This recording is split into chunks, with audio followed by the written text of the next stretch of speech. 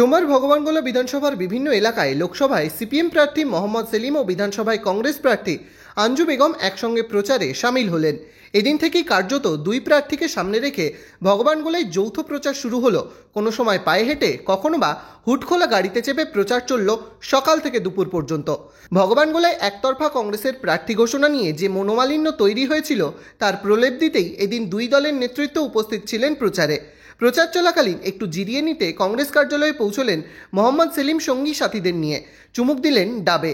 মোহাম্মদ সেলিম দাবি করলেন, এখনও অর্ধেকের বেশি এলাকা চষে বেরিয়েছি, বাকি যা আছে সেটাও হয়ে যাবে।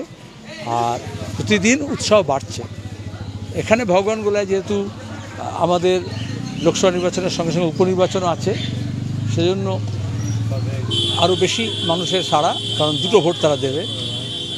আর কংগ্রেসের কর্মীরাও তাদের বাড়তি উৎসাহ আছে।